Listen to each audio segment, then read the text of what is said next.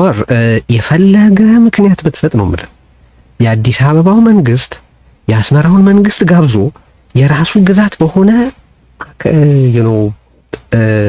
ግዛት ውስጥ ያለን ህዝብ መጨፍጨፉን አለማውገዝ is it fair ጆብ? ሉዓላዊ ነኝ ያለ ሉክ የተባበሩት መንግስታት ሉዓላዊ ነኝ ብሎ አውቆታል የሚባል ሌላ አገር የሆነ ሰራዊት ወደ ትግራይ በማዕከላዊ መንግስቱ ትብብርና ግብዣ ወደ ትግራይ ገብቶ ጭፍጨፋ መፈጸሙን ለምን ያን ያህል ለማውገዝ ተቸገራል? ማውገዝ ቀላል ነው። ሲምፕሊስቲክ አፕሮች ነው ይሄ ጦርነት ነው። መጀመሪያ ሞራሊ መልሰውና ወደ ሌሎች አናሊሲሶች እንሄዳለን። ኖ ጠየቅ ይኸውልህ አንተ ጥያቄውን ትይዛለህ፣ መልስ እኔ ነኝ የሚይዘው። that's the way the game works። ጠየቅ አይደለ? የኤርትራና የኢትዮጵያና የትግራይ ጦርነት ኖቬምበር 2020 አልጀመረም። ይሄ ጦርነት ከ2018 ራይት አዌይ ነው የጀመረው። ምን ነበረ ሲል የነበረው ትዝ ይልሃል? የስምምነቱ ገና ኢሳያስና አብይ አብረው ሲመጡ I wanted to see ደብረጽዮን there ያን ነበር ሲል የነበረው። መሆን ያምፍ ለምን በአዲስ አበባ በመቀሌ ላይ ከራምዳ ከኤርትራ ጋር ሰላም መፍጠር አትችልም ነበር ስል ነበር። ምክንያቱም ጂኦግራፊካሊ ሂስቶሪካሊ ሶሻሊ ፊዚብል አይደለም። ሌላው ደግሞ በህዋትና በሻቢያ መካከል ያለው ግጭት ዛሬ የጀመረ አይደለም። ለዚህ ነው የሁለቱ ሀገሮች ፖለቲካዊ ማህበራዊ እና የሴኩሪቲ ቁርኝነት ሲምፕሊስቲክ አድርጎ በሉዓላዊነት በሌላ ማየት ሪያሊስቲክ አይደለም። ኮምፕሬሄንሲቭ በሆነ መልኩ በ2015 1617 የሶማሌ ልዩ ኃይል ኦሮሚያ ገብቶ የፈጸመውን በደል ያወገዝክ ሰው ባሻገር ከኤርትራ የሆነ ጦር መጥቶ ትግራይ ከሌላ ሀገር መጥቶ የፈጸመውን ጭፍጨፋ ለማውገዝ መቸገርህ የሚናገረው ነገር የለም። እኔማ ለዘለዛማ የፌደራል መንግስትም ትግራይ ወስዶ ገብቶ መዋጋቱ፣ የአማራ ልዩ ኃይልም ትግራይ ገብቶ መዋጋቱ፣ የህወሓት ጦር መጥቶ አማራ ክልልና አፋር መግባቱ ትክክል አልነበረም። ያን ብለህ ግን በስሎጋን የምታልፈው ጉዳይ አይደለም። ምክንያቱም ከመግባታቸው ጀርባ ፖለቲካል ኢኮኖሚክ እና ሴኩሪቲ ሪያሊቲዎች አሉ ለአመታት የቆዩ ነገሮችን አቃለን እንሂድ ከተባለ ለምሳሌ የአማራ ክልል ኃይል ትግራይ የገባው ዝም ብሎ አይደለም። ሂስቶሪካል የሆኑ ግጭቶች ነበሩ እነዚህ ድንበሮች ላይ መጽሐፉ ላይ ጽፌያለሁ። ለምሳሌ ባህር ዳር ሲሄድ ከክልሉ ፕሬዝዳንት ገዱ አንዳርጋቸው ጋር የነበረን አንድ ውይይት ስለዚህ ድንበር ጉዳይ ነበር። ስለዚህ ጉዳይ ነበር እኮ እሱን እያልክ ማፈናቀሉን ማውገዝ አትችልም ወይ? የኤርትራ ጉዳይ ውስብስብ ነው እያልክ የኤርትራ ጦር የፈጸመውን ወንጀል ማውገዝ አትችልም ወይ? what's the problem with that? ሲምፕሊ ማውገዝ በቂ አይደለም። ሞራል የሞራል ትርጉሙ በጣም ትልቅ ነው። ኢንፋክት መጽሐፍ ላይ በኢትዮጵያና የውጭ ጎረቤቶች መካከል ትልቅ ግንኙነት አለው ብለህ የምትጠቅሰው ኢንፋክት ኤርትራን አይደለም። መጽሐፍ ላይ ምን ትላለህ? በቀጣናው ኢትዮጵያ በየትኛውም አካባቢዋ ከሶማሊያ ህዝብ ጋር ባላት ግንኙነትና ትስስር ልክ ከሌሎች አገሮችና አጎራባች ህዝቦች ጋር የላትም ብለህ ጽፋል። አንደኛ ከሶማሊያ የሆነ ጦር መጥቶ ያንን መሰል ጭፍጨፋ በኢትዮጵያ ውስጥ በሶማሌ ክልል ወይም በኦሮሚያ ቢፈጽም would you take the same stand? Yes I would because ለምሳሌ ሶማሊያና ኢትዮጵያ ረጅም ግንኙነት አላቸው ብለው ኢኮኖሚካሊ ነው። ያ ብቻ አይደለም። በሶማሌ ድንበርና በሶማሊያ መካከል ያለው ህዝብ ተመሳሳይ ነው። የኢትዮጵያ የተወለደ ሶማሌ ሞቃዲሾ ላይ ስልጣን ይዞ ታየዋለህ። ኦኬ ሞቃዲሾ የተወለደ ደግሞ ኢትዮጵያ ውስጥ ታየዋለህ። ለዚህ ነው ሉዓላዊነት ስቴት የምንለውን ነገር በእኛ አካባቢ ላይ ሞር ኬርፉሊ ሞር ሊበራሊ ካላየ ነው በስተቀር ሪጂድ በሆነ መልኩ የምናየው ከሆነ ሪያሊስቲክ አይደለም። ለዚህ ነው የሞቃዲሾ ሰላም ከአዲስ አበባ ጋር የተያያዘ ነው፣ ከጅጅጋ ጋር የተያያዘ ነው። ለምሳሌ ሶማሌ ስለኔ ሶማሊያን አይደለም የምለው ሶማሊ ስፒኪንግ ፖፑሌሽን ከጅጅጋ አንስቶ ጅቡቲን፣ ሀርጌሳን፣ ሞቃዲሾን አካቶ ነው። ምክንያቱም ይሄ ማህበረሰብ በተለያየ በ3 4 ስቴት ውስጥ ይከፋፈል እንጂ አንድ ማህበረሰብ ነው። ከኛ ጋር ደግሞ ረጅም ድንበር ይጋራል። ኦኬ እንደ ቶታሊ ፎሪን እንደሆነ ሀገር የምታየው ከሆነ ሪያሊስቲክ አይደለም። ምክንያቱም የተወሳሰቡ ዶሜስቲክም ፎሪንም አዘ ሴም ታይም የሚያደርጋቸው ነገሮች አሉ። እሺ በበቂ ስላወራንበት አይ ቲንክ the viewer will judge ብዬ ለነፍሮቱ በቅርቡ እንደ አዲስ የጀመርከው እንቅስቃሴ እርግጠኛ ግቡ ምን እንደሆነ አልገባኝም። በእውነቱ ምን ማለት እንደሆነ ላስረዳህና አብይ እንጂ ብልጽግና ፓርቲ የለም ብለሃል። አብሮ ደግሞ አብይ እንዲታረም ብዙ እንደጣርክ እንዳልተሳካልህና ከዚህ በኋላም አብይ ወደ ሰላም ወደ ትክክለኛው ጎዳና ይመጣል የሚል ግምት እንደሌለ ተናግረሃል። ነገር ግን ደግሞ ዓላማዊ መንግስት መገልበጥ አይደለምም እያልክ ነው። ስለዚህ እንግዲህ ብልጽግና ከሌለ አብይ ካልታረመ መንግስት ካልተቀየረ ታዲያ ምን ይሁን ነው እያልክ ያለው? አሚን ምንድነው ጥያቄ? are you just trolling them? ኖ መንግስት መገልበጥ አይደለም ዓላማ ያልኩት። መንግስት አብይ በራሱ ጊዜ እየወደቀ ነው። የኔን ትብብር አይፈልግም፣ የኛን ትብብር አይፈልግም። ትልቁ ጉዳይ አብይ ይዞን እንዳይወድቅ መስራት አለብን ነው። ምክንያቱም የአብይ ትልቁ ጠላት አብይ ራሱ ነው። በተውም ራሱ በራሱ ጊዜ በሚሰራው ፋውል የሚወድቅ ሰው ነው። ሲወድቅ ግን ሀገርና ህዝባችንን ይዞ መሄድ የለበትም ነው። ለውጥ ይመጣል። ለውጥ በሶስት በኩል ነው ሊመጣ የሚችለው በአንድ ሀገር ውስጥ። በተለይ ደግሞ እንደዚህ ፐርሰናሊስቲክ ዲክቴተርሺፕ በሆኑ ሀገሮች ውስጥ አንዱ ትራንስፎርሜሽን የምንለው ነው። አብይ አንድ ቀን ፈጣሪ አናግሮት ልቡ ተቀይሮ አይ ይሄን ነገር ወደ አደጋ ነው እየመራ ያለሁት ቆም ብዬ ተናግሬ ልመልስ፣ አንዱ እሱ ነው። ሁለተኛው I'll come to the judgment, give me time። ሁለተኛው ሪፕሌስመንት የምንለው ነው። አብይን ከበው ያሉት የሴኩሪቲ ፖለቲካል ኢኮኖሚ ኤሊቶች ዛሬ ዝም ብለው እሱን እያዩ ያሉ ሰዎች አይ ይሄ ሰውዬ እኛንም ሀገርም ይዞ መሄዱ ነው፣ ስለዚህ ይዞን ከመሄዳችን በፊት እንሸኘው የሚሉበት አጋጣሚ ይኖራል። ሶስተኛው በዛሬ ትጥቅ የታገሉ ወይ ወደፊት የሚመሰረቱም በህዝባዊ አመጽ ስርዓቱን ሙሉ በሙሉ መገርሰስ ነው። ይሄኛውን ትራንስፕሌስመንት የምንለው ማለት ነው። ሶስቱም የራሱ ኮስት አለው፣ የራሱ ቤኔፊት አለው። አብይ ወደንተ ጥያቄ ልምታው እስካሁን ከማውቀው አንስቶ የፈጣሪን አላውቅም። አብይ ደ ሂውመን ይለወጣል የሚል ተስፋ የለኝም። አንድ በአብይ አካባቢ ያሉት ሴኩሪቲ ፖለቲካል ሌሎች ኤሊቶች ግን ኢንተረስት ካልኩሌት ያደርጋሉ። ብዙዎቹን አውቃቸዋለሁ። በተወስ at some point እርምጃ ራሳቸውንና ሀገር የማደን ኃላፊነት ይወጣሉ የሚል ተስፋ አለኝ። አለበለዚያ አደጋ ውስጥ ነው ያሉት። ሆኖም ግን ሶስተኛው አደጋ አለው። አማጺዎቹ ይቀጥላሉ። አብይ አማጺዎቹን ላሸንፍ የሚችልበት እድል የለም። አማጺያኖቹም ከዚህ በፊት እንዳየነው 1991 እንዳየነው ዩኒፋይድ ኦርጋናይዝድ በሆነ መልኩ መጥተው ሪጂም ቼንጅ አድርገው አዲስ ስርዓት መገንባት የሚያስችላቸው አቅም ስለሌለ እሱም አደጋ አለው። የኮዝ ቤኔፊት አናላይዝ አድርገህ ስታየው ለዚህ ለሁለቱም በተለይ ደግሞ አይ ብሊቭ ሪጂም ቼንጅ በኢህአዴግ ጊዜ አላመንኩም፣ አሁንም አላመንኩም። ሪጂም ቼንጅ የነበረ ሙሉ በሙሉ አፍርሰ አዲስ መገንባት ስለሆነ እኔ ከነበረ ውስጥ የተበላሸው ነጥ ቆርጦ ጤነኛውን በማስቀጠል ነው ማምነው እና ከዚህ አንፃር ሁለተኛው ጥሩ አማራጭ ነው ብዬ ማምነው። ነገር ግን ያም ራሱ ቁጭ ብለህ ስለጸለይ ካመጣ ህዝባዊ ፕሬሸር፣ የፖለቲካ ፕሬሸር አልተርኔቲቭ ሪያሊቲን በመመስረት አንደኛ ስታተስ ኮ እንደማይቀጥል በተጨባጭ ማሳየት ያስፈልጋል። ሁለተኛ ደግሞ ከስታተስ ኮ ቢለወጥ ሙሉ በሙሉ የስታተስ ኮ ውስጥ ያሉ ሰዎች ኪሳራ ላይ እንደማይደርሱ ማሳመንና ጋራንቲ መስጠት ያስፈልጋል። እስቲ ያሳየኝ ማለት ያኔ የቄሮን ትግል በሚካሄድበት ወቅት የኦፒዲዮ ስትራክቸር ስለነበር ያንን ማድረግ ተችሏል እንበል። አሁን ባለው ሁኔታ ኦሮሚያ ያለው ሁኔታ የምታውቀው ነው፣ አማራ ያለው ሁኔታ የምታውቀው ነው፣ ትግራይ ያለው ሁኔታ የምታውቀው ነው። ያ በ2018 ተሞክሮ ፌል ያደረገ ሬጂም ቼንጅ ሳይሆን ከዛ በመለስ ያለ ሂደት አሁን ከዚህ ሁሉ ፌሊየር፣ ከዚህ ሁሉ ውድቀት፣ ከዚህ ሁሉ ኪሳራ በኋላ ትክክል ይሆናል ብለህ እንዴት ታስባለህ? ሪሊ እንዴት ሊተገበር ይችላል? ለምን it is the better of the worst choices። ያኔም ቢሆን እኮ ቅድም እንዳልኩ የነበሩ ሶስት አማራጮች መጥፎች ነበሩ። ከመጥፎ በጎ ብለን ያሰብነው ነው የወሰንነው።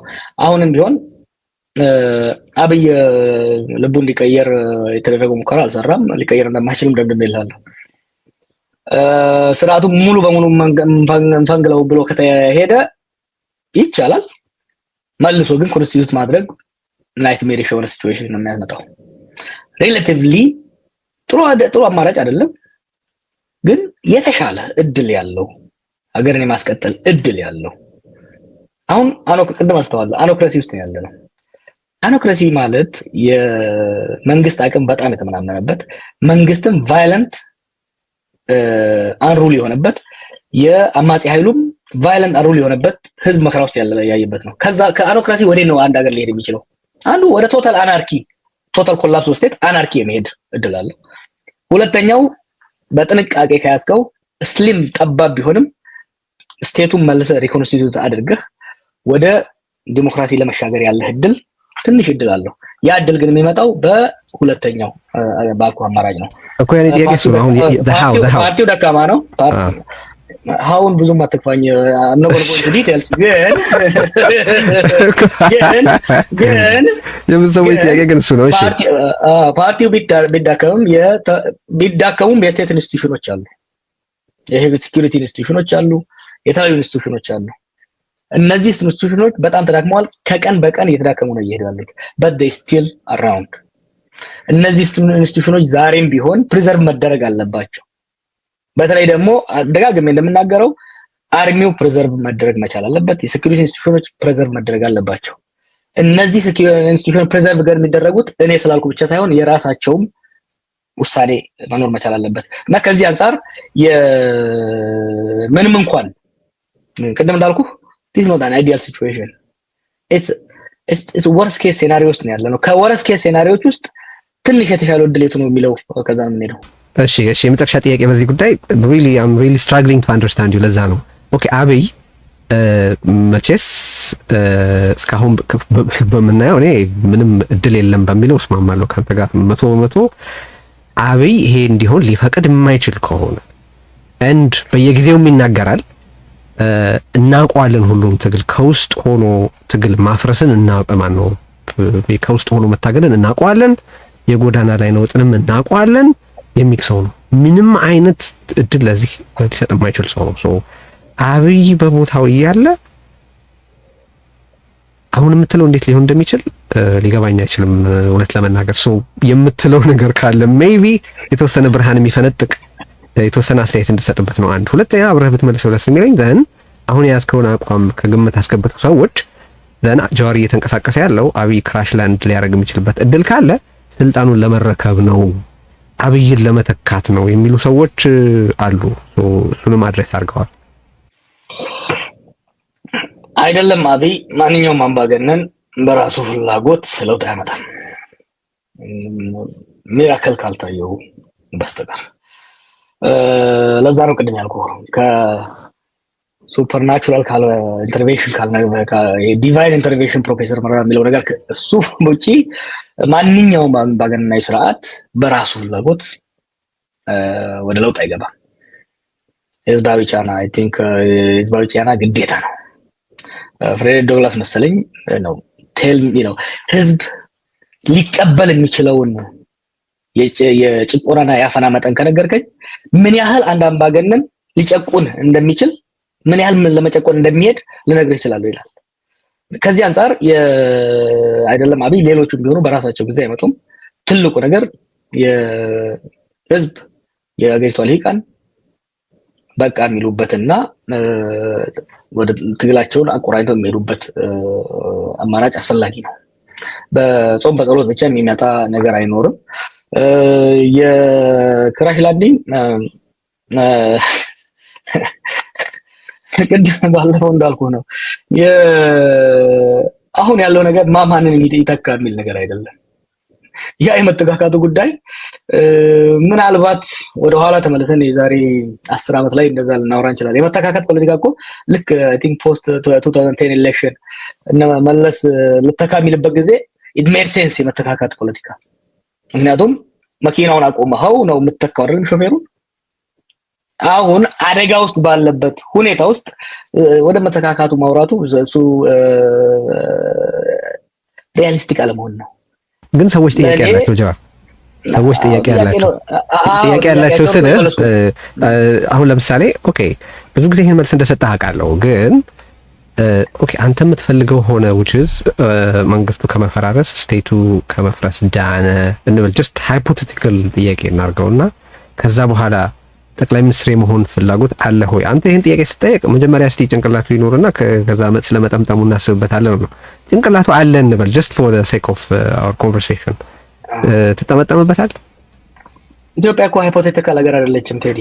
ኖ እኔ አይደለም አጠየቅ አይደለም we're not talking hypothetical እዚህ እኮ we are talking about ኢትዮጵያ ዛሬ 20 ሚሊዮን በላይ የሚሆን ህዝብ የእርዳታ ተደጋፊ ነው። ህዝቡ ሚላስ የሚጎረስ አላገኘም። ሰው ከአዲስ አበባ ውጭ ያለው ህዝብ ወጥቶ መግባት አልቻለም። በዚህ ደረጃ ኢትዮጵያ ድሮም ድሃ ነች። ድህነት ቆየበት ነው። ግን በዚህ ደረጃ የኢኮኖሚ ችግር፣ በዚህ ደረጃ የሴኩሪቲ እጦት ታይቶ አያውቅም። በዚህ ደረጃ ሰው ኢንሴኪዩር እና ቨልነራብል ሆኖ አያውቅም። ይሄ ባለበት ሁኔታ ላይ ሃይፖቴቲካል ነገሮችን ማውራት ለኔ አይ ቲንክ ኢትስ ኖት ፌር። ለዚህ ነው ሃይፖቴቲካል ነገሮችን ማውራት የማልፈልገው። ሪያሊስቲክ የሆኑ አሁን በተጭ ባሉት ሪያሊስቲክ በሆኑ ነገሮች ውስጥ በምን መልኩ እንሂድ የሚለውን የአብይ ትራውማ ስላለ ሰው ዋት አር ዊ ጌቲንግ የሚል ጥያቄ ቢኖረው ልትፈርድበት አይገባም መቼስ። እና ስንደርስ እናውቀዋለን ማለትን ሰው በጣም እንደ ትልቅ ችግር እያየው ስላለ ነው። ኤኒዌይስ መልስን ሰጥተሃል። አሁን እንግዲህ ስለ አንተ ፖለቲካ ሚና ስለሆነ በዛው እያወራን ያለ ነው። በመጽሐፍህም ሆነ በልዩ ልዩ አጋጣሚዎች መጽሐፍህን እንደተመለከትኩ እኔ በጣም በቄሮ እንቅስቃሴ ውስጥ በቃ የምህንድስና ተግባር እንደነበረህ ነው የጻፍከው። ይሄን ኮንቴስት የሚያደርጉ ሰዎች ገጥመውኛል በኦሮሞ ፖለቲካል ኮሚኒቲ ውስጥ። ግን እኔ እሱ ልቶና መጽሐፉ ላይ ብቻ ያገኘኋቸውን ፍንጮች አንስቼ ሐሳብ ሰጥበት። አንደኛ በቀደም የጠቀስኳት አለች የቄሮ እንቅስቃሴ እየተካሄደ አባዱላ አዲስ የፖለቲካ ፓርቲ ያስፈልጋል የሚል ሐሳብ አምጥቶ ሰዎችን አነጋገርኩኝና በፍጹም ተቀባይነት አላገኘሁም የሚል ነገር ጽፈሃል። ሶ was ኦህዴድ rejecting that and ያንን ደግሞ ኦህዴድ I'm in charge እያለ እንደነበር አድርጎ መውሰድ ይቻላል ወይ? ምክንያቱም ቃል በቃል ያሉኝ ሰዎች መሰለ ጃዋርም ሆነ ብዙዎቻችን የኦህዴድ ማይክሮፎኖች ነበርን እንጂ በራሳችን አልነበረም። ከነሱ የሚልኩልን መረጃ እነሱ የሚልኩልን ኢንፎርሜሽን ነበር የምንጠቀመው የሚሉ ሰዎች ስለገጠሙኝ እሱን አድረስ እንድታረግ ነው። ሁለተኛ ማሳያ ያንተን ገለጻ ስንከተል ስልጣኑ ወደ ኦሮሞዎች እንዲተላለፍ ስምምነት ላይ ተደረሰ ካልክ በኋላ ያንን ከጠቀስክበት በኋላ ባለው የመጽሐፍ ክፍል ያንተ ሚና ሻርፕሊ ዲክላይን ሲያደርግ ይስተዋላል። ለምሳሌ አብይን በተመለከተ አብይ ባይሆን ይሻላል ለማይሆን ያልከው ሐሳብ ያጠናቀርከው ሪፖርት እንኳን መልስ ለመስጠት የተጨነቀ ሰው አለመኖሩን ጽፈሃል። ሶ ጃዋር ያንተ ሚና በትግል ውስጥ ሳይበዛ ሳያንስ ይገለጽ ቢባል ሪሊ ምን ነበር? የሽማግሌ ጋር የነበረን ውይይት እንዲህ ያሉት ኦህዴዶች አይደሉም። መጽሐፍ ውስጥ ኬርፉል ካየው አብረት ስራ የነበረው በተለይ ደግሞ ከቄሮዎች ጋር በነበረን ውይይት ቀድሞም ራሱ በፖለቲካ ፓርቲ መደራጀት ይከፋፍለናል፣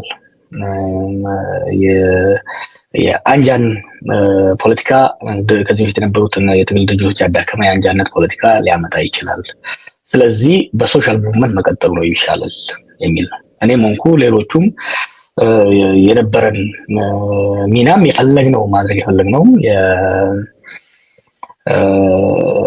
እስከ ለውጥ የመግፋት እንጂ ከለውጥ በኋላ የሶሻል ሙቭመንት በማንኛውም ሀገር ውስጥ እስከ ለውጥ ያመጣል። ለውጥ የፖለቲካል ሶሳይቲ ነው፣ ለፖለቲካል ሶሳይቲ ማስረከብ በሚል ነው። ኦህዴድ አይደለም የድርጅት መቋቋም ነው። ኦህዴድ እንግዲህ የኦህዴድ ጎድፋዘር አባዱላ ነው። አባዱላ ፖለቲካ ድርጅት አቋቁሙ ካለ ኦህዴድ ምን ሲል እንደነበረ አይ ቲንክ 2015 2016 ይመስለኛል። ኦህዴድ አይደለም፣ እኛ ራሳችን ነን፣ በውስጣችን ነው ድርጅትን ማቋቋም ያልፈለግነው እንጂ ለኦህዴድ በአጠቃላይ ባልናገርም አይ ቲንክ አባዱላ ድርጅት እንድናቋቁም ይፈልግ ነበረ። የኔ ሚና ምንድነው? እሱን ለህዝቡና ለአንባቢ ተወዋለሁ። እሺ አብይ ቅሙ ጽፎታል ፍኖተ ካርታ ብሎ የሆነ ሐሳብ አንስቶብህ ነበረ። አሁን አንተ ብዙ ልትናገርበት አትፈልግም ወይ ነው? ግን ዲዩ ሃቭ ማለት ለሌሎች ሰዎች የምታጋራው ሌሎችም ሀሳብ ሊሰጡበት የሚችል ሮድማፕ አለ? ብዙ ጽሁፎች አሉ መጽሐፍ ውስጥ እንዳስቀመጥኩት፣ ብዙ ጽሁፎች፣ ብዙ ስሞች፣ ብዙ ልውጦች አሉ። አንዳንዶቹ ያው ጊዜው አልደረሰም ሪሊዝ ለማድረግ፣ ጊዜው ሲደርስ ሪሊዝ የሚደረጉ ይሆናሉ። እሺ ጃዋር በጣም አመሰግናለሁ። እንግዲህ ብዙ ጉዳዮች አንስተናል፣ አውርተናል። ተስፋ አደርጋለሁ ኮንቨርሴሽኑ እንደሚቀጥል በብዙ ጉዳዮች ላይ እንግዲህ ዛሬ ከኖሩት ውይይቶች በሚኖር ፊድባክም ሁላችንም የየራሳችንን ትምህርት እንወስዳለን ብዬ ነው የማስበው። ስለመጣህ አመሰግናለሁ።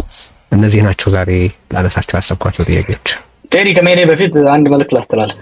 አንተ ላይ እንደመቀርብ ሳስብ ስስማማ በጣም እኔም ያንተም ወዳጅ የሆኑ ሰዎች ናቸው፣ ማከብራቸው ሰዎች ናቸው ፑሽ ያደረጉኝ። ብዙዎች ተቃውሞ ነበራቸው፣ በተለይ ከኦሮሞዎች ከፍተኛ ተቃውሞ ነበረ። ብዙ ሊንኮችን ልከዋል። አንዳንዶቹ ያዩዋቸው ነገሮች በጣም ዲስተርቢንግ ነበሩ።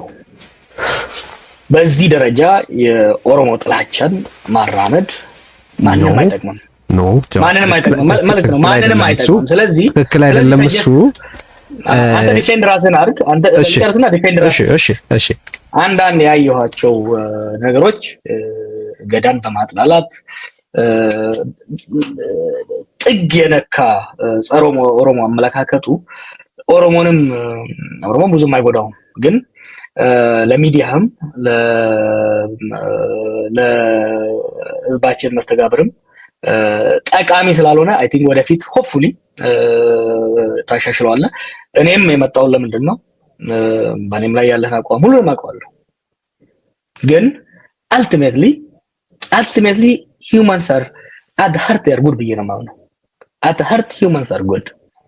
ቴድሮስ የራሱ አቋም አለው፣ አይዲዮሎጂ አለው። ለኦሮሞም ሆነ ለኢትዮጵያ ህዝብ ከልቡ ክፋት አለው ብዬ ለማመን አልወድም። ስለዚህ ሰዎችን ኢንጌጅ ማድረግ ወዳለሁ። ከዛ አንጻር ነው የመጣሁት እና ሆፕፉሊ ወደፊት አንተም ብቻ አይደለም ይሄንን የምለው፣ ከሁሉም ከኦሮሞ ሆነ ከትግሬው ከአማራ ከሶማሌ በተወሰነ በተቻለ መጠን ትችቶች በኦሮሞ ላይ ትችት በኦሮሞ ኤሊት ላይ ትችት ይቀጥል፣ በትግራይም ላይ ይቀጥል፣ በአማራም ላይ ይቀጥል። በተቻለ መጠን ግን ትችቶችን ረገብ ባለ መልኩ ማቅረቡ አስፈላጊ ነው ብዬ ማምነው።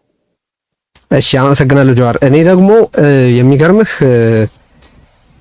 አንተ ባራመድካቸው አቋሞች ዙሪያ ኦሮሞ ያልሆኑ ሰዎችን ኤሊየን እንዳልክ፣ በህብረተሰብ ላይ ፍጅት የሚያስከትሉ ትርክቶች እንዳራመድክ፣ ይሄን ፕላትፎርም በፍጹም ዲዘርቭ አያረግም ብለው የተከራከሩ ብዙ ሰዎች ናቸው። ተሴም እኔ መምጣትና መጠየቅ አለበት ብዬ በማሰብ ነው ይሄንን ያደረኩት። እኔ ለኦሮሞ ህዝብ ጥላቻ የለኝም። የገዳ ስርዓትን በተመለከተ ያለኝ አስተያየት አለ፣ መከበር አለበት። ያ የገዳ ስርዓትን በተመለከተ ስናገር አንድም ቦታ የኦሮሞን ህዝብ በተመለከተ በጅምላ የተናገርኩበት ወቅት የለም። የኦሮሞም ሆነ የማንኛውም ህዝብ ጥላቻ የለብኝም። I just want to make that clear። ስለዚህ አየኛ ጋር የማይመችን ሐሳብ በቀላሉ እንትንጣል ነው እያሉ መፈረጅ በጣም ኢዚ ኤንድ ሌዚ ስለሆነ የተደረገ እንጂ በርዕዮትም ሆነ በቴዎድሮስ ዙሪያ ስለ ኦሮሞ ጥላቻ የተነገረ ነገር አንድም ፍሬ ያለው ብዬ አላምንም። ነገር ግን I'll be mindful of that።